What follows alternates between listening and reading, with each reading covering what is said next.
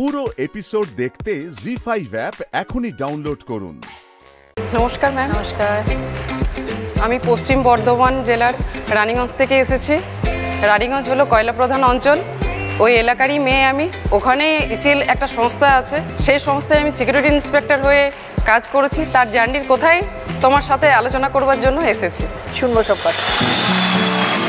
ECL এর full form কি? Eastern coalfield limited ma'am. তোমার কাজটা কি? আমার তো অনেক গুরুত্বপূর্ণ কাজ ম্যাম। সিকিউরিটি ইন্সপেক্টর, কোল ইন্ডিয়ার আন্ডারে ইসিএল পড়ছে, সেটা আমাদের রানীগঞ্জ, আসানসোল এই এলাকাতে পুরোপুরি কোল বেল্ট। এটা এখানে ম্যাম যে কয়লা উৎপাদন হচ্ছে, সেই কয়লা উৎপাদনের সংরক্ষণ সেটা মূলত সিকিউরিটি করে, এবং আমি 9 বছর থেকে কাজ করে চলেছি খুব দায়িত্বপূর্ণভাবে।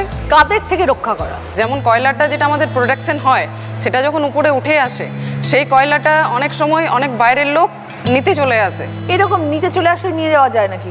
এলাকার কিছু বাসিন্দা থাকে যারা কোনো কিছু কাজ না করে, যে এখানে কয়লা উৎপাদন হচ্ছে, যাই গিয়ে একটুখানি কয়লা নিয়ে আসি, এরকম ভাবে নিয়ে চলে যেতে পারে? নিয়ে চলে যেতে পারে না, যার জন্য আমরা প্রোটেকশন সেরকম ভাবে দিই কোম্পানিকে। আমাদের সেটার কাজ হচ্ছে যে খুব ভালোভাবে সেটা প্রোটেকশন করা।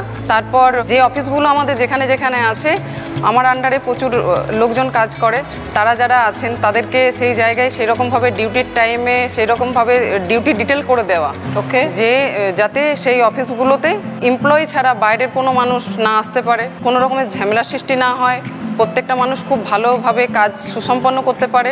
কিভাবে এলে এই প্রফেশনে?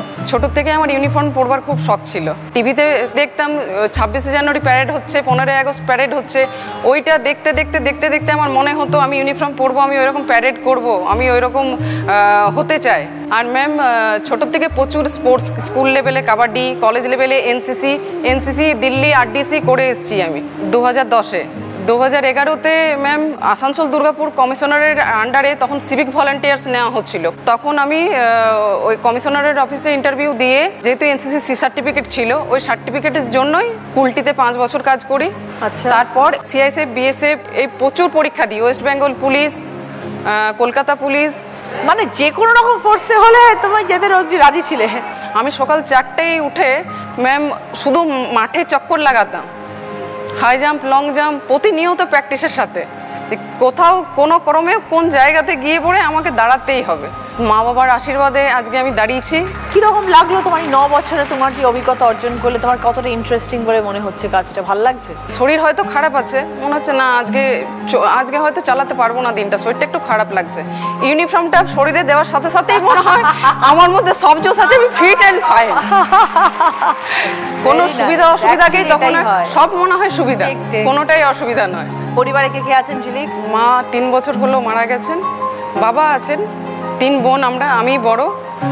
এখন ইনকামের সোর্স যেটা, সেটা আমি একজনের বিয়ে দিয়েছি মার্চ মাসে, আর একজন বাকি আছে। তোমারও তো বিয়ে হয়ে গেছে? আমারও বিয়ে হয়েছে, আমার 3 বছরের একটা বেবি গার্লও আছে। বাট তুমি সংসারটাকে জানো, বাবা বোনকে? হ্যাঁ। তো ছোটবেলা থেকে পশ্চিম বর্ধমানেই বড় হওয়া? পশ্চিম বর্ধমানে বড় হওয়া। কোন জায়গা? মিঠানি গ্রামে আমি বড় হয়েছি। এটা আমার খুব গর্বের বিষয় যে আমি এখানেই মেয়ে হয়ে আমি এখানে কাজ করছি, এত সুন্দর একটা ভালো কাজের সাথে যুক্ত। জি5 ডাউনলোড করুন আর সব এপিসোড দেখুন একদম ফ্রি।